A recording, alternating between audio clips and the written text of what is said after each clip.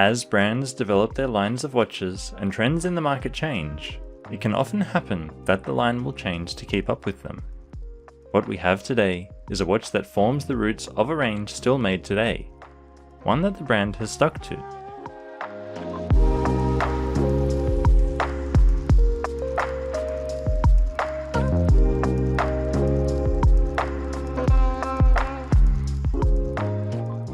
Welcome to Addicted to Watches. Today, we're looking at a watch that helped launch a line from Seiko that has come a long way, but still retains many of the core principles that it began with. That line is the JDM Brightz line, and this is the Seiko SAGY003. The first video that I posted on this channel, not that I recommend you go back and watch it, was about a watch that shares a lot of similarities with this and is proof that Seiko has stuck to the qualities that began that line. That watch is the SAGY003, and in many ways it's a lot like this one. It too is made of titanium, has a radio wave movement inside, features a gorgeous textured dial, and a simple but classy design that works well on an everyday basis. It's good to see that Seiko has grown and developed the line, but they haven't strayed too far away from its roots. So, let's take a look back at where it all began, in 2004 with this SAGY003. Starting with probably the most striking part of this watch, the dial. Like I said, we have a really nice but still reasonably subtle texture going on here. From a distance, it looks a lot like a carbon fiber texture, but when we get in close like this, we can see that it's actually a little bit different. It's not quite black, but can sometimes even look like a dark purple depending on the light and the way it catches it. If that texture wasn't enough for you, however, Seiko have also gone and used some very nice applied hour markers on this watch. These indices feature some broad polished bevels on each side, but the top surface is finished in a different way. It's a technique I've seen quite a few times from Seiko. These parallel vertical lines create something of a rainbow effect when they catch the light, and it makes for a very good look. When you combine this with those polished bevels, there is a lot of light play going on. That by itself might have been enough to get a read of the time when the lights go down, but Seiko have also given us some small sections of lume on the outside of these markers to make sure of it. They are not the biggest or the brightest, but they are more than enough to get the job done. Those markers are not the only things applied to the dial though. Above the pinion is the Seiko logo, which has been frosted and applied. Below the pinion, in a slightly less common setup, we have an additional applied logo here in the form of the Brightz B.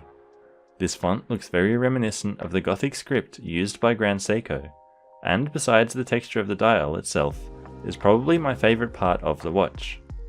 It is made up of some very fine details and really elevates the look of the watch. Beneath that, and printed in white, are the words Radio Wave Control, which is of course referring to the movement. Seiko have relegated the minute markers to an angled chapter ring surrounding the dial. This is a dark colour that is not quite black to match the dial, and, in addition to slightly thicker lines on every 5 minutes, has some letters to indicate whether the watch is receiving a radio signal, as well as the strength of that signal. Being in Australia, I don't actually receive that signal, so those letters don't mean too much to me. The movement is accurate enough on its own that I don't really miss the functionality of that feature. The last thing to talk about while we're zoomed in here is of course the hands, the things that actually tell the time. The hands on this watch are some pretty broad sword-shaped hands, which have been high polished with a bevel running down the middle. They also have these loomed sections to let you read the time after dark, but the main event here, at least for me, is the second hand. That bead we looked at on the dial reappears here in the form of a very delicate counterbalance. It reminds me a lot of what Ball do with their seconds hands, and I really like it. Rather than being polished like the other hands, this one has been painted white. Maybe Seiko liked this detail as much as I do, so they wanted to make sure it was always visible. Covering all of this is of course the crystal. From what I can tell, it is a sapphire crystal, but as you can imagine, tracking down information on this fairly obscure watch released only in Japan 20 years ago can be a bit tricky. What I can say for sure is that it is dead flat and sits flush with the bezel. It also seems to have an anti-reflective coating applied to it because it stays very clear and legible even under bright light. That is also clear AR coating rather than blue or purple, which I appreciate. Now, let's get into the case and dimensions of the watch. We've got a case diameter which is a bit smaller than you might expect, coming in at 38.9mm. As we'll see later on, it does wear a bit bigger than that because of the design and some choices that Seiko made. Being a quartz watch, the thickness is kept quite low at just 9.6mm, and lug to lug seems pretty reasonable at 46.4mm. Finally, the space between them is a standard 20mm. Those measurements don't quite give you the full story though, because as you can see when I'm holding the watch, those end links on the bracelet stick out quite a bit further than the case. Measuring those, we get a more realistic lug to lug at 50.8mm. That kind of length isn't too big generally, but is one that you would probably expect from a larger watch, and hence, this one wears a bit larger than the 38.9mm diameter. That said, it is still comfortable and by no means unwieldy. We'll come back to the way it wears when I get it on wrist, but for now let's look around the case. Up the front, we have a fairly broad bezel here. This one has been high polished, and honestly I'm not sure if it came like that from the factory. The few examples I've seen around have been mixed between having brushed and polished bezels, so this one is polished anyway. It's also not completely round, but actually 12-sided, similar to a few other famous and very expensive watches that have been very popular in recent times. From the top, and even from the side here, the case looks like it's made from a few separate pieces. Those lugs look like they have been attached to the main case. They're brushed on top and polished on the sides, matching the polishing on the main side of the case. As far as lugs go, they're quite long, though they do point down a bit. Looking from the other side, we can see the crown, small and unsigned, as well as a couple of buttons either side. The top one protrudes while the bottom one is recessed. That crown does actually screw down, as does the case back, where we are presented with our biggest Brightz B on the watch. I really like what Seiko did here with the case back. It's a bit more interesting than your usual solid case back. Around the outer edge is the usual spec sheet, but the center has the Seiko logo and that B set over a design that is mimicking the texture we see on the dial. All of that is framed by those two outlines of a 12-sided shape, mimicking the bezel. A nice little detail. From the back here, we also see that the case itself is actually one piece, and that those lugs are not separately attached. The eagle-eyed amongst you would have also spotted the word titanium in that spec list, in case you hadn't already noticed the duller grey of the metal colour. The titanium construction keeps the watch light and comfortable when on wrist, though, if you've watched my channel for long, you'll know that I generally prefer stainless steel to titanium. Also in titanium is of course the bracelet.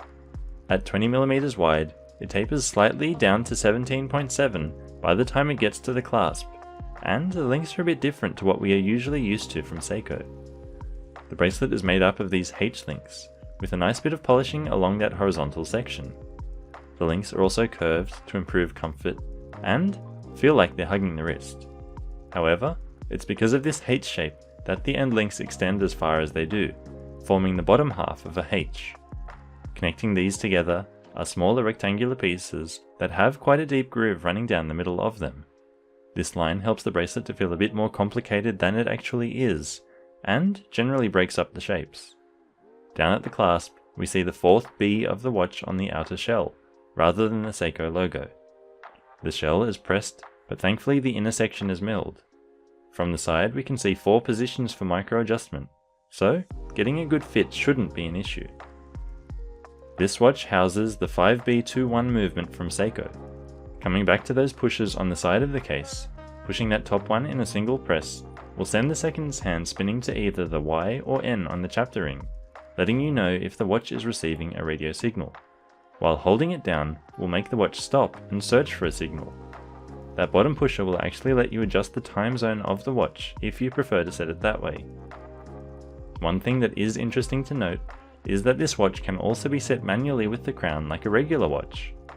More modern movements from Seiko, such as their 7B series movements, cannot be set this way and require you to use the pushers to move the hands and set the time manually if you don't receive a radio signal. Especially for me here in Australia, being able to set the watch with the crown is a nice little feature to have. Okay, I've talked about it long enough. Let's get this watch on wrist and see how it wears. Like I mentioned earlier, the watch tends to wear a little bit bigger than the case diameter would initially suggest at under 39mm, but even so, it looks right at home on my 7-inch wrist. The lightweight titanium ensures that it is always a comfortable wearing experience, and all those polished surfaces ensure that it's always eye-catching. The broad surface of the bezel picks up a lot of reflections, but so do the hands and those bevels on the hour markers. What doesn't get any reflections, thankfully, is the crystal thanks to that AR coating. As I turn my wrist, you get a look at how the dial texture comes and goes depending on the light. While the bracelet is comfortable, changing up the strap to a leather one also works quite well, and helps it to wear a bit smaller by getting rid of those male end links. So, we've got a watch here that has a little bit more going on than it might look like from a distance. That textured dial, the finely detailed bees sprinkled around, and everything in between. The design overall definitely has some quirks, and it is one that has grown on me over time.